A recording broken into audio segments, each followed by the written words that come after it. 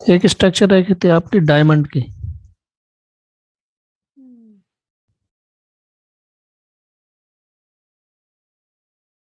सभी को पता है कि डायमंड में एक कार्बन 4 अदर कार्बन से कनेक्टेड होता है। ठीक है, इस टाइप से।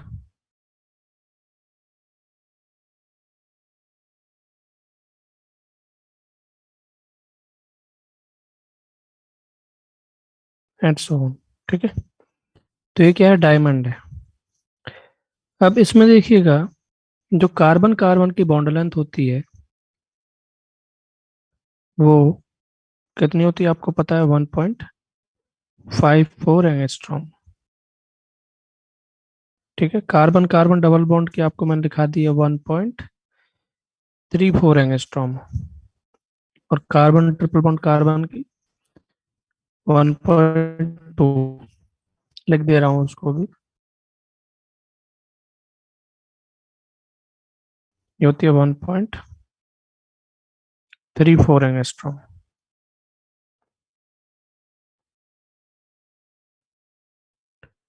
और कार्बन कार्बन ट्रिपल बॉन्ड की जो बॉन्ड लेंथ होती है 1.2 एंगस्ट्रॉम। ठीक है, देखिए अब इसमें सबसे पहले हमें देखना है कि इसका स्ट्रक्चर किस टाइप से होता है।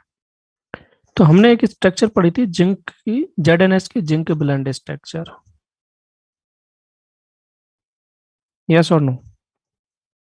जहां पर सल्फर क्या था, CCP लैटिस बना रहा था, दैट इज FCC।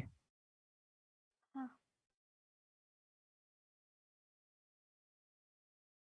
कहने का मतलब, जो सल्फर था S2-, वो आपका कॉर्नर पर प्रेजेंट था, हम्म, प्लस फेस सेंटर पर प्रेजेंट था। और जो Zn2+ था वो अल्टरनेट टेट्राहेड्रल वॉइड में प्रेजेंट था।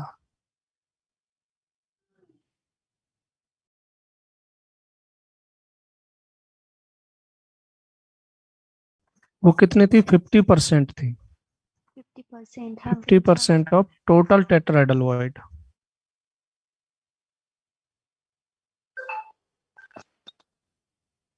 टोटल टेट्राहेड्रल वॉइड कितनी है? 50% है। 50%। तो अब आपको क्या करना है, जहां पर ZnS जिंक Zn2+ और S2- है, zinc 2+ and sulphide ions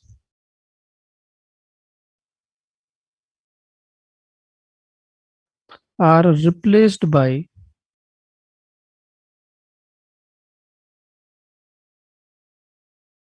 carbon. तो क्या बन जाएगा?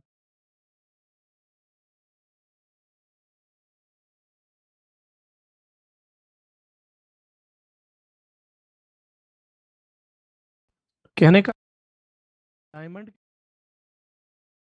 उसमें क्या बनाते हैं, कार्बन आपके कॉर्नर पर प्रेजेंट होते हैं, प्लस प्रेजेंट होते हैं, और अल्टरनेट टेट्राहेड्रल वॉइड को ऑक्यूपाई करते हैं। यानी कि टेट्राहेड्रल वॉइड 50% ऑक्यूपाई करते हैं। तो ये क्या बन जाता है, स्ट्रक्चर ऑफ डायमंड आपका बन जाता है। देखिए आप बनाने की कोशिश करते हैं, अल्टरनेट टेट्राहेड्रल वॉइड सभी को पता है।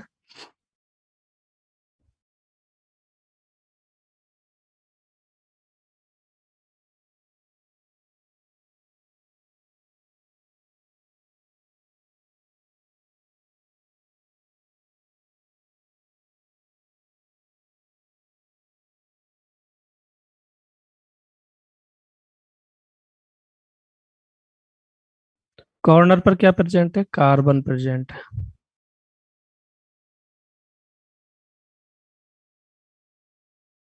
ठीक है, कॉर्नर पर आपका कार्बन प्रेजेंट हो गया। दूसरी बात, फेस सेंटर पर भी कार्बन प्रेजेंट है, बट उससे पहले हमें टेट्राहेड्रल वॉइड देख लेना चाहिए। जो टेट्राहेड्रल वॉइड होंगे वो अल्टरनेट टेट्राहेड्रल वॉइड होते हैं। ठीक है। जैसे यहाँ पर एक टेट्राहेड्रल वॉइड प्रेजेंट होती है। टेट्राहेड्रल वॉइड प्रेजेंट कहाँ पे होती है? टेट्राहेड्रल वॉइड प्रेजेंट होती है बॉडी डायगोनल पर। और वन बॉडी डायगोनल पर कितनी टेट्राहेड्रल वॉइड होती है? टू। तो देखिए ये टू। जो टेट्राहेड्रल वॉइड है इसके इधर, इसके आप इधर जाएंगे या इधर जाएंगे और इसके नीचे अगर आप जाएंगे तो वहां पे आपको कोई भी वॉइड तो मिलेगी, लेकिन वहां पर आपका कार्बन एटम नहीं मिलेगा, मतलब अल्टरनेट मिलेगा। तो यानी कि जब यहाँ पे मिल गया तो एक यहाँ पे मिलेगा, एक यहाँ पर मिलेगा इस वाले पॉइंट पर, और एक इस पर मिलेगा।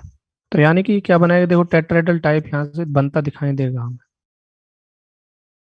हाँ।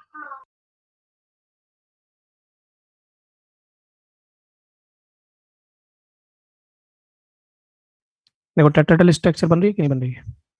तो ये अल्टरनेट से बनती है। तो यहाँ पर ये मैंने ब्लैक कलर में लिखा है, डॉट बनाए। ये टेट्राहेड्रल वॉइड में क्या प्रेजेंट है? कार्बन प्रेजेंट है। और अगर फेस सेंटर पे हम कार्बन को शो करें तो फेस सेंटर पे कहाँ होंगे? देखो यहाँ पे फेस सेंटर कार्बन प्रेजेंट होगा, यहाँ पे फेस सेंटर कार्बन प्रेजेंट होगा, फेस सेंटर कार्बन प्रेजेंट होगा, ये नीचे का फेस सेंटर कार्बन प्रेजेंट होगा, पीछे वाले का फेस सेंटर यहाँ पर है, और अगर देखा जाए ऊपर वाला जो है उसका फेस सेंटर यहाँ पर है। यानी कि नंबर ऑफ कार्बन एटम अगर हम फाइंड करें यहाँ पर तो कितना आएंगे? नंबर ऑफ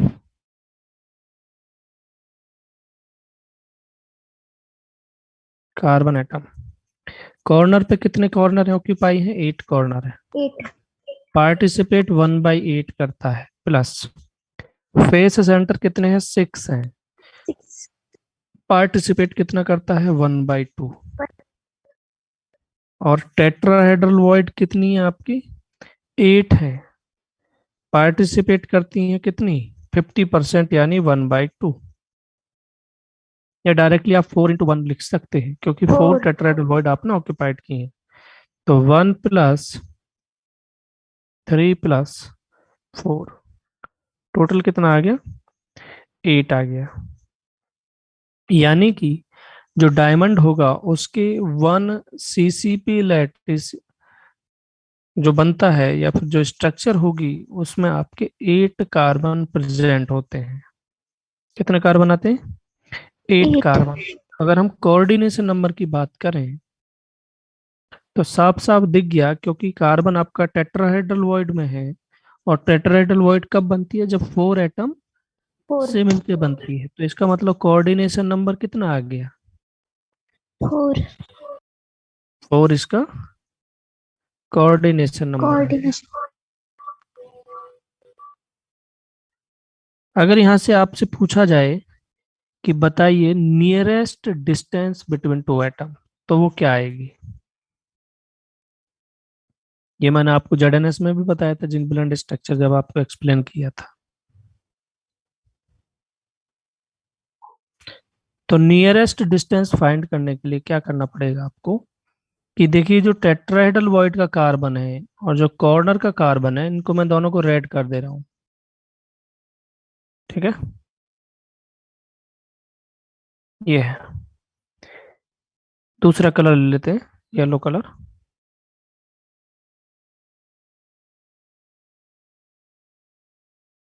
विजिबल है कि नहीं?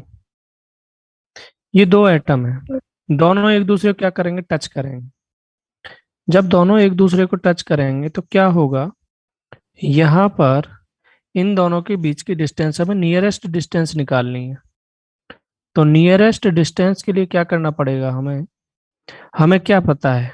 हमें ये पता है कि जो बॉडी डायगोनल होता है उसकी जो डिस्टेंस होती है वो कितनी होती है? √3 है।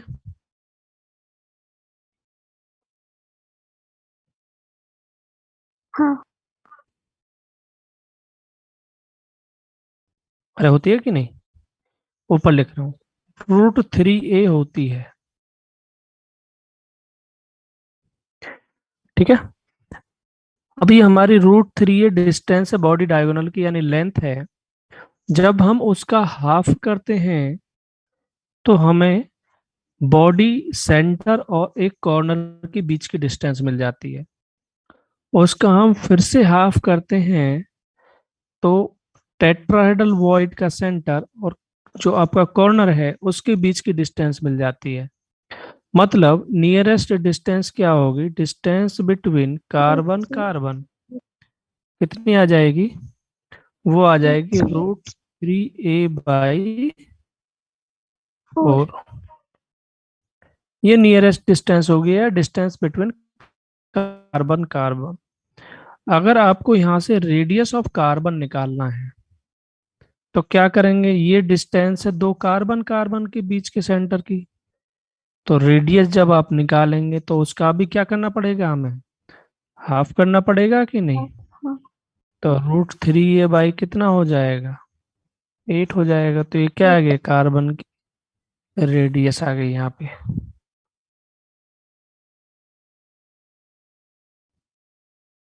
समझ आया कि नहीं आया, क्योंकि आपको हाँ पता सर। है कि डिस्टेंस बिटवीन कार्बन कार्बन जो होगी 2r कार्बन की रहेगी, दो कार्बन की रेडियस होगी।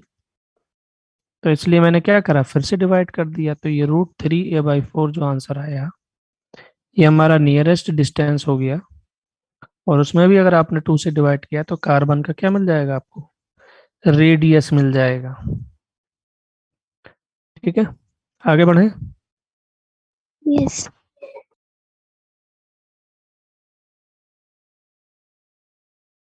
देखिए, अगर हम पैकिंग एफिशिएंसी की बात करें तो जो इसकी पैकिंग एफिशिएंसी आती है वो आती है 34%। कितनी आती है, 34%। अब यहाँ पे देखिए क्वेश्चन समझने वाला है।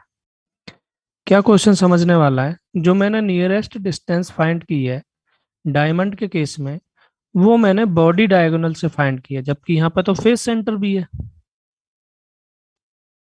तो हाँ। फेस सेंटर से भी तो मैं फाइंड कर सकता था, क्या फाइंड कर सकता था, √2a/2 equal to radius of distance between two atom, मतलब distance between two nearest atom,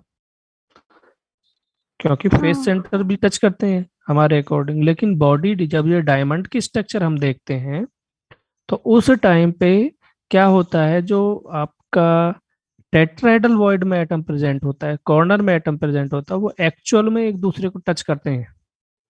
face centre और कॉर्नर वाले एटम यहाँ पे अच्छे तरीके से एक दूसरे को टच नहीं कर पाते हैं, जिसकी वजह से जो हम रेडियस फाइंड करते हैं वो बॉडी डायगोनल से फाइंड करते हैं, ना कि फेस डायगोनल से। इस बात का ध्यान रखेंगे। सर ये पॉइंट फिर से रिपीट हाँ। करिए ना। मैंने ये बोला है, अभी मैंने यहाँ पे नियरेस्ट डिस्टेंस फाइंड की है, वो √3a/4 किया। मैं ये भी तो कर सकता था कि फेस सेंटर मेरे पास √2a है, डिवाइड बाई 2 कर तो हो गया, लेकिन मैंने √3a/2 किया, फिर उसका मैंने हाफ किया, तो √3a/8 आ गया जब रेडियस ऑफ कार्बन आया। तो एक्चुअल में क्या होता है कि जो फेस सेंटर और कॉर्नर वाला कार्बन होता है वो एक दूसरे परफेक्टली टच नहीं करते हैं। टेट्राहेड्रल वॉइड में जो कार्बन है और जो आपका कॉर्नर पर कार्बन है वो अच्छे से एक दूसरे को टच करते हैं, जिसकी वजह से डिस्टेंस वहीं से फाइंड की जाती है, रेडियस हम वहीं से फाइंड करते हैं। ओके। और जो इसकी पैकिंग एफिशिएंसी आती है, देखिए यहाँ पे आपको दिख रहा है, क्या दिख रहा है कि भाई कॉर्नर पर भी एटम है, फेस सेंटर पे भी एटम है, टेट्राहेड्रल वॉइड में भी एटम है, तब भी आपकी पैकिंग एफिशिएंसी कितनी आ रखी है, 34%। जबकि जब हमने सिंपल क्यूबिक पढ़ा था, प्रिमिटिव यूनिट सेल पढ़ा था, वहां पे हमारी जो पैकिंग एफिशिएंसी थी वो 52.4% थी। थी कि नहीं थी। बीसीसी में जब हमारा एक एटम तो प्रेजेंट था कॉर्नर पर और एक एटम सेंटर बॉडी सेंटर पर प्रेजेंट था, तो हमारी पैकिंग एफिशिएंसी 68% आई थी। और जब कॉर्नर पर यस। प्रेजेंट थे एटम और फेस सेंटर पे एटम प्रेजेंट थे तब 74% आई थी एफसीसी में। तो हाँ। एफसीसी में हमने क्या पढ़ा था, दोबारा सुन लीजिए, कॉर्नर पर एटम प्रेजेंट थे और फेस सेंटर पे एटम प्रेजेंट थे, तब जाके हमारी पैकिंग एफिशिएंसी 74% थी। अब यहाँ देखो डायमंड में एटम तो आपके कॉर्नर और फेस सेंटर में यहाँ पर भी है, और एक्स्ट्रा एटम आपके किस में आ गए, टेट्राहेड्रल वॉइड में आ गए 4 एटम एक्स्ट्रा, फिर भी 74% न रह के 34%, तो कुछ तो रीजन रहा होगा। वो रीजन क्या है? वो रीजन यही है कि वो एटम एक दूसरे को टच नहीं कर पा रहे हैं, जिसकी वजह से जो यूनिट ए वो क्या हो गई, इंक्रीज हो गया, वॉल्यूम इंक्रीज हो गया, जिसकी वजह से इसकी पैकिंग एफिशिएंसी क्या आती है, 34% आती है। क्लियर है सभी के? हाँ सर। Yes. ओके, तो ये था हमारा स्ट्रक्चर ऑफ डायमंड। आगे बढ़ते हैं, एक स्ट्रक्चर और है, थोड़ी इंपॉर्टेंट है जेई के पॉइंट ऑफ व्यू से, नीट में तो नहीं कह सकता मैं।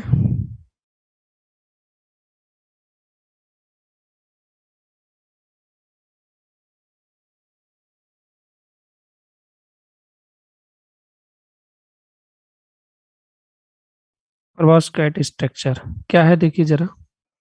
इसमें हमारे पास कुछ आयंस रहेंगे, जैसे उनका फॉर्मूला रहेगा AbO3, इस टाइप से, जहां पर ए जो प्रेजेंट होगा वो +2 ऑक्सीडेशन स्टेट में मिलेगा, बी जो होगा वो +3 ऑक्सीडेशन स्टेट में मिलेगा, और ऑक्सीजन -2 ऑक्सीडेशन स्टेट में होगा। तो ओवरऑल, सॉरी, बी यहाँ पर +4 में होगा। तो ओवरऑल देखिएगा, टोटल पॉजिटिव चार्ज कितना हो गया, +6। ऑक्सीजन से देखो कितना है, -2 1 का, तो 3 का -6 हो गया। तो ओवरऑल न्यूट्रल एटम हुआ कि नहीं हुआ? हाँ. ओवरऑल हमारा एटम न्यूट्रल हो गया। तो अब हमें देखना है कि यहाँ पर एक्चुअल में क्या होता है। तो ये एक्चुअल में क्या होता है, मिक्सचर होता है। क्या होता है? Mixture. मिक्सचर ऑफ, जैसे ए ओ मतलब ए और ऑक्सीजन 2- को A2+ और ऑक्सीजन 2- को कंबाइन करेगा तो क्या बनेगा, AO बनेगा कि नहीं बनेगा? हाँ.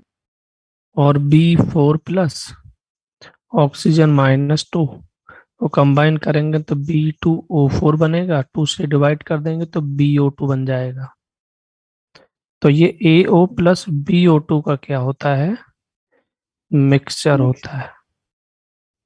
एग्जाम्पल है इसका सबसे अच्छा, BaTiO3।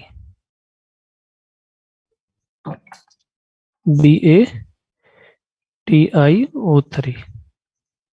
अब इसमें क्या होता है कि जो आपकी स्ट्रक्चर बनेगी, ठीक है, तो जो ऑक्साइड ऑक्साइड आपका रहेगा, ऑक्साइड आयन, इस वाले स्ट्रक्चर में जो ऑक्साइड होगा वो प्रेजेंट होगा फेस सेंटर पर। कहाँ पर प्रेजेंट होगा, फेस सेंटर पर प्रेजेंट होगा। पेरोव्स्काइट स्ट्रक्चर पढ़ते हैं इसको, ठीक है। तो ऑक्साइड प्रेजेंट होगा फेस सेंटर,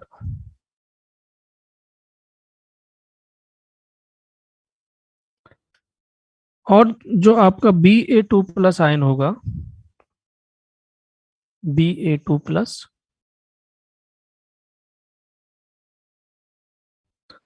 वो प्रेजेंट होगा कॉर्नर पर।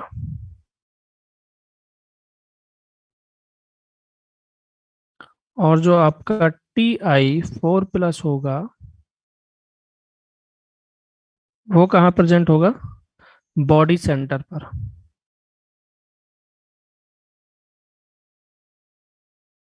ठीक है, जो एटम छोटा रहेगा वो कहाँ प्रेजेंट होता है आपका, बॉडी सेंटर पर, क्योंकि जितना ज्यादा पॉजिटिव ऑक्सीडेशन स्टेट इंक्रीज होगा, साइज उतना क्या होता है, हाँ.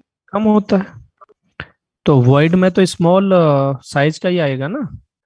तो यहाँ पर देखिए, अभी तक जो हम स्ट्रक्चर पढ़ रहे थे उन सभी में क्या था, उन स्ट्रक्चर में एक ही एटम या तो एफसीसी लैटिस बना रहा था, मतलब कॉर्नर पर भी और फेस पर भी, ठीक है, इस टाइप के स्ट्रक्चर बना रहा था। लेकिन यहाँ पर एफसीसी स्ट्रक्चर जो बन रहा है वो किसके द्वारा बन रहा है, फेस को कंप्लीट कर रहा है ऑक्साइड और कॉर्नर को कंप्लीट कर रहा है Ba2+ आयन। तो डिफरेंट टाइप की स्ट्रक्चर हुई कि नहीं हुई, और एक डिफरेंट आयन जाके बॉडी सेंटर को ऑक्यूपाई कर रहा है। तो कहने का मतलब, अगर मैं यहाँ पे इसका स्ट्रक्चर बनाता हूँ,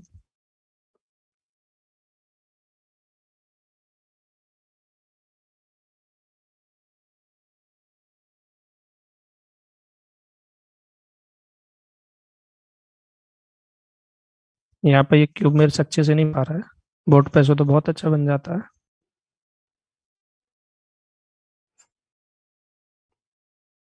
देखो ऐसा लग रहा है जैसे हाथ कांप रहे हो जब बना रहे हो।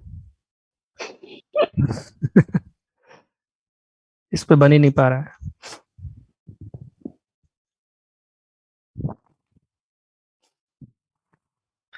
ठीक है चलिए, तो यहाँ पे मेरे को सबसे पहले ऑक्साइड को शो करना है।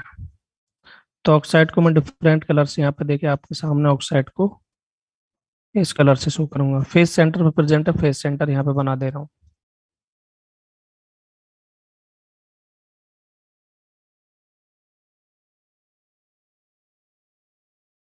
ठीक है, Ba2+ कॉर्नर पर प्रेजेंट है, ब्लैक कलर में शो कर दे रही है।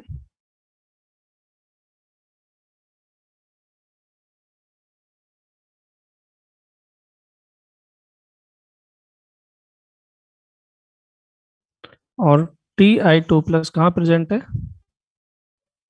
बॉडी बॉडी सेंटर पर। सेंटर। तो बॉडी सेंटर यहाँ कहीं होगा। तो ये तो होगा Ti2+, कलर दूसरा। 4+ ग्रीन कलर। ठीक है, ये कॉर्नर पर प्रेजेंट है, क्या प्रेजेंट है? Ba2+। और आपका फेस सेंटर पर ऑक्साइड प्रेजेंट है, ये है आपका ऑक्सीजन 2-। अगर नंबर ऑफ ऑक्सीजन 2- या नंबर ऑफ Ba2 आपको फाइंड करना है तो कैसे फाइंड करेंगे?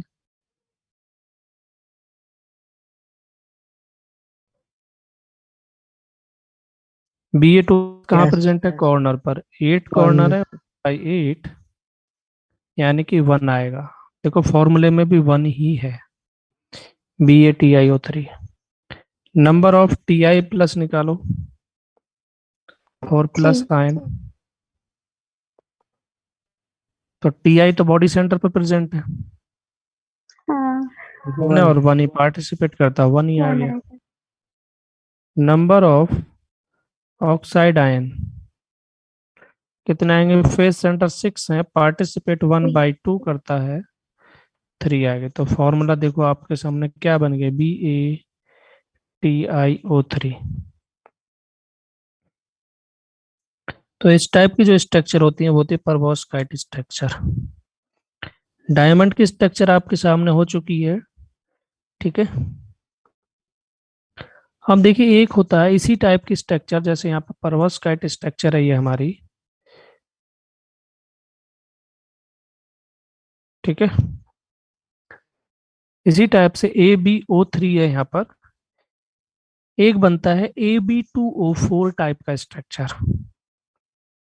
यहाँ पे AbO3 अगर आपको मिलता है तो परवॉस्काइट टाइप स्ट्रक्चर आपको मिलेगी। मतलब वहां पर आपका जो ऑक्साइड रहेगा वो तो ऑक्साइड ऊपर भी जो ए रहेगा वो आपका कॉर्नर पर ही प्रेजेंट रहेगा और +2 ऑक्सीडेशन स्टेट में मिलेगा।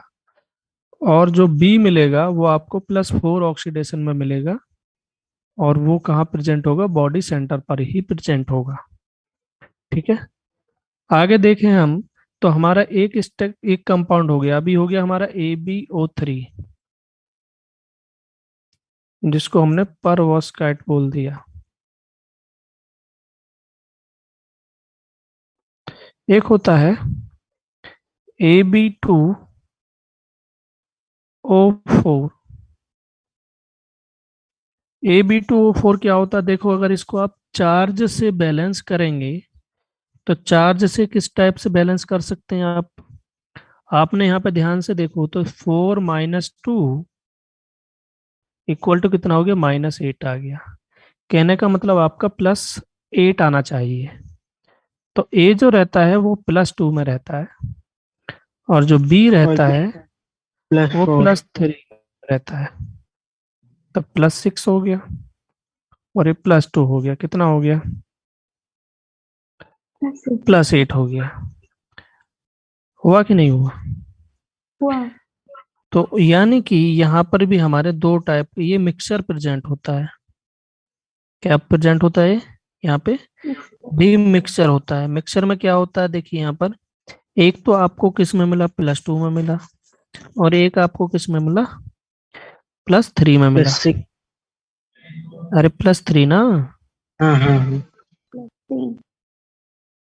ठीक है, तो अब यहाँ पे देखिएगा, इसको क्या लिखेंगे, मिक्सचर ऑफ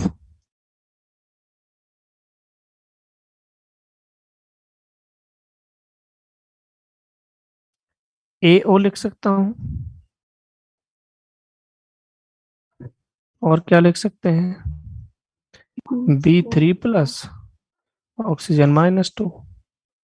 तो B2O3 लिख सकता हूँ कि नहीं, हाँ। B2O3 दोनों कंबाइन करके लिखोगे तो AB2O4 बनेगा यहाँ पर। और ऐसे स्ट्रक्चर को बोलते हैं, AB2O4 जो बनाएगा उनको बोलते हैं स्पाइनल।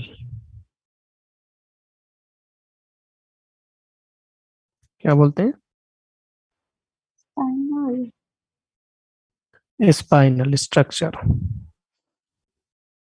अब स्पाइनल स्ट्रक्चर में मैंने आपको ये सब बता दिया है। जैसे अभी यहाँ पर देखिए, अगर हम एग्जाम्पल की बात करें, ये हमारा कोऑर्डिनेशन केमिस्ट्री में भी आएगा, वहां पे मैं सिखाऊंगा कौन आपका स्पाइनल स्ट्रक्चर है, कौन आपका। इसमें भी दो टाइप के होते हैं, नॉर्मल और इनवर्स। ठीक है, जैसे यहाँ पे मैं ZnO और एल्यूमिनियम ऑक्साइड Al2O3 को कंबाइन कर देता हूँ, तो ZnAl2O4 बन जाता है। तो मतलब ये क्या बन गया, हमारा स्पाइनल बन गया। क्या बन गया, ये स्पाइनल।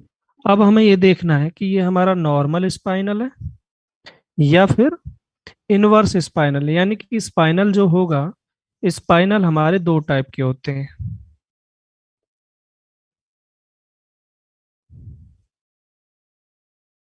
एक होता है नॉर्मल स्पाइनल,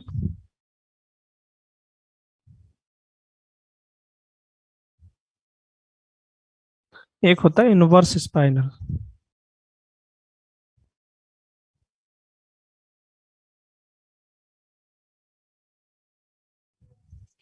नॉर्मल स्पाइनल में क्या होगा, चलिए आगे लिखाते हैं एक साथ, यहाँ तक इतना काफी है।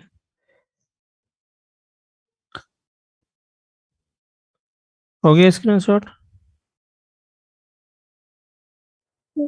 यस।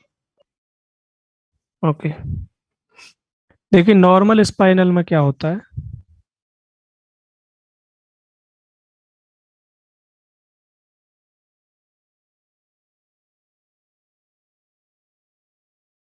जो ऑक्साइड -2 होगा वो आपका CCP बनाता है, या कहने का मतलब FCCP लैटिस बनाएगा। कैसे लैटिस बनाएगा, FCC। और जो आपका डाइवेलेंट आयन है, यानी कि A2 प्लस, पीछे मैं भूल गया था लिखना, यहाँ पे लिख लेते हैं, इसको क्या बोलते हैं, डाइवेलेंट आयन।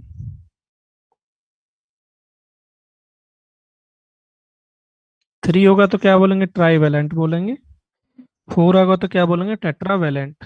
हाँ। तो इसमें जो डाइवेलेंट है, वो जो हमारी टेट्राहेड्रल वॉइड है, उसको 1/8 पार्ट ऑफ टेट्राहेड्रल वॉइड को ऑक्यूपाई करता है। 1/8 पार्ट कितना बनता है, 12.5% बोल सकता हूँ कि नहीं, हाँ। यस। यानी कि 12.5% ऑफ टेट्राहेड्रल वॉइड को क्या करता है, ऑक्यूपाई करता है। और जो आपका ट्राईवेलेंट आयन होगा, यहाँ पे B3 प्लस है,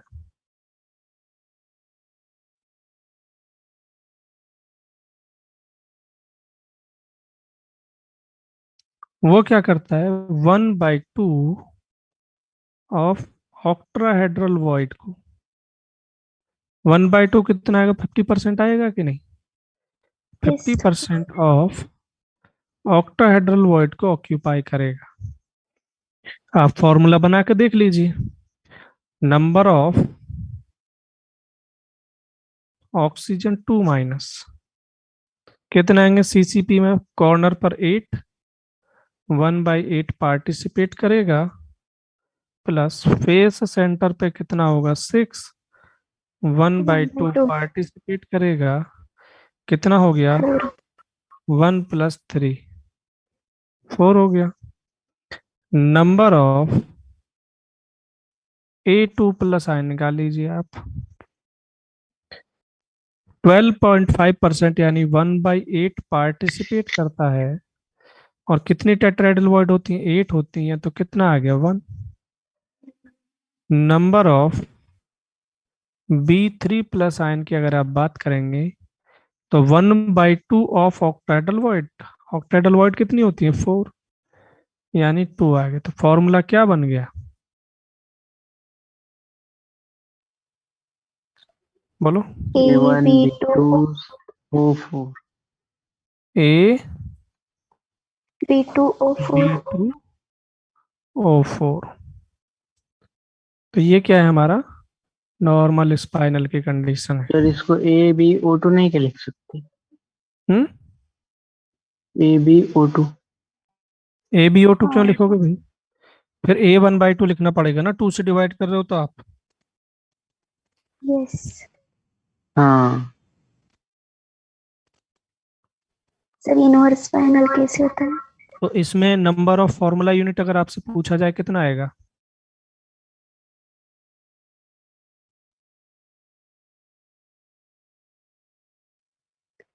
वन आया कि नहीं? अरे आपने कुछ यहाँ पे डिवाइड करने की जरूरत पड़ी क्या आपको? सॉरी हाँ जैसे Na4Cl4 आया था, यहाँ पे तो 1 ही आ रहा है ना। हाँ पूरा आया था उसका। हम्म तो यहाँ पे 1 है,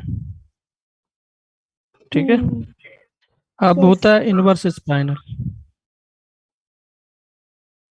इनवर्स स्पाइनल में क्या होता है, हेडिंग डालेंगे पहले।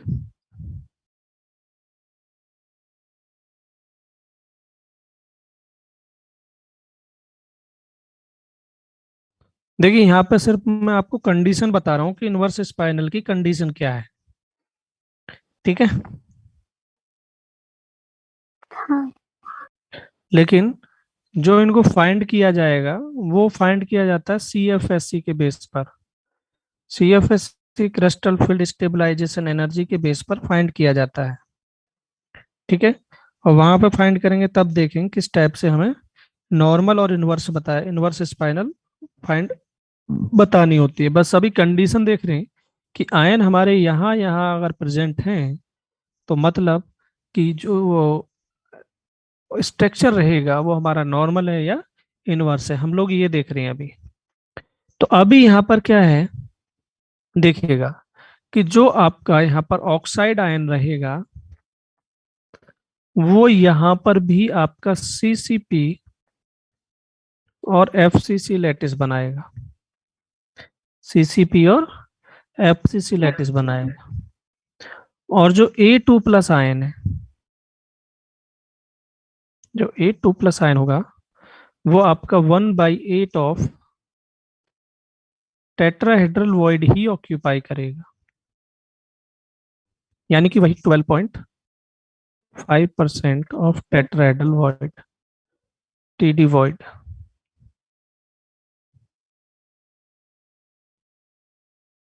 ठीक है। और जो यहाँ पे हाँ B3+ आयन रहेगा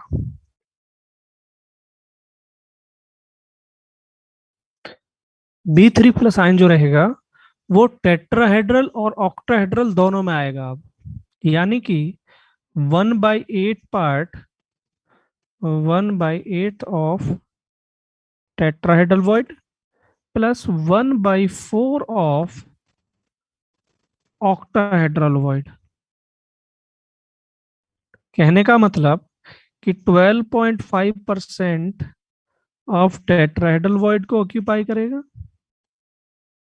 प्लस 25% ऑक्टाहेड्रल ऑक्टाहेड्रल वॉइड को ऑक्यूपाई। तो दोनों में क्या अंतर है देखिए, जो ऑक्साइड और A2+ आयन का केस है वो नॉर्मल स्पाइनल और इनवर्स स्पाइनल में सेम है।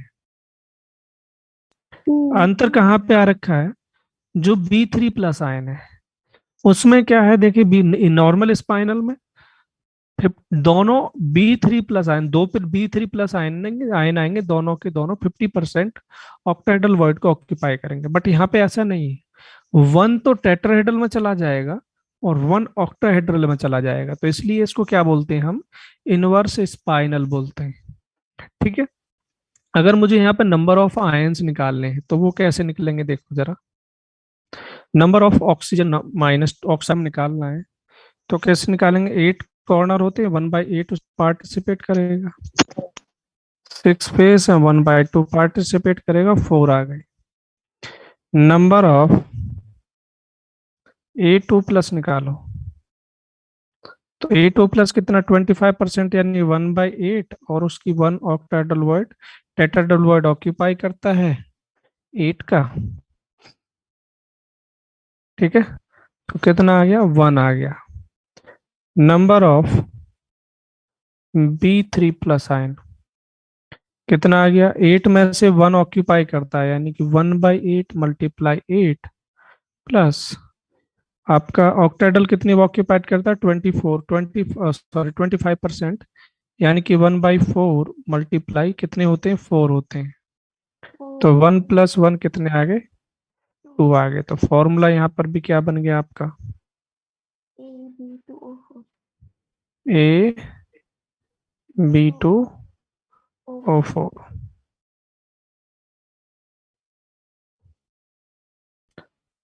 तो आपके ये स्ट्रक्चर समझ आए। Yes. अभी देखिए, नेक्स्ट हम आगे क्या पढ़ेंगे, जब हम कोऑर्डिनेशन केमिस्ट्री पढ़ेंगे तो कोऑर्डिनेशन केमिस्ट्री में क्रिस्टल फील्ड स्टेबलाइजेशन एनर्जी का एक फैक्टर आएगा, वहां पे मैं आपको कैलकुलेट करना सिखाऊंगा कि हाँ क्रिस्टल फील्ड स्टेबलाइजेशन एनर्जी कैसे फाइंड करते हैं, शॉर्ट फॉर्म में CFSE बोलते हैं उसको। ठीक है, उस CFSE के बेस पर अगर आपकी नॉर्मल CFSE ज्यादा आती है, एक दोनों में फाइंड करते हैं हम, इनवर्स स्पाइनल में भी और नॉर्मल स्पाइनल में भी, जिसके लिए CFSE एनर्जी ज्यादा आएगी वो हमारी स्ट्रक्चर होती है। ठीक है, तो वो सब चीज, यानी कि ये स्पाइनल का केस हमारा कोऑर्डिनेशन में दोबारा पढ़ेंगे। बस यहाँ पे हमने सिर्फ कंडीशन पढ़ी है कि अगर हमारा नॉर्मल स्पाइनल रहता है तो टेट्राहेड्रल वॉइड, ऑक्टाहेड्रल वॉइड और एब्सिस लैटिस पे क्या क्या प्रेजेंट होता है, इनवर्स स्पाइनल होता है तो उसमें क्या क्या कहाँ कहाँ प्रेजेंट होता है। तो दोनों में बस थोड़ा सा डिफरेंस है कि जो आपकी ऑक्टाहेड्रल B3 प्लस आयन है उसमें थोड़ा सा डिफरेंस है। B3 प्लस आयन को अगर आप देखेंगे तो यहाँ पर नॉर्मल स्पाइनल में दोनों B3 plus ion octahedral void में आते हैं, जबकि इनवर्स स्पाइनल में एक B3 प्लस आयन टेट्राहेड्रल में चला गया और एक B3 प्लस आयन ऑक्टाहेड्रल में ही रहेगा। ठीक है, तो दोनों के केस हम CFSE के बेस पर बताएंगे वहां पर। तो अभी सिर्फ हमने कंडीशन देखी है कि अगर हमारे यहाँ एटम और आयन प्रेजेंट होते हैं तो इस टाइप की स्ट्रक्चर हमारी होती है। क्लियर सभी के? Yes.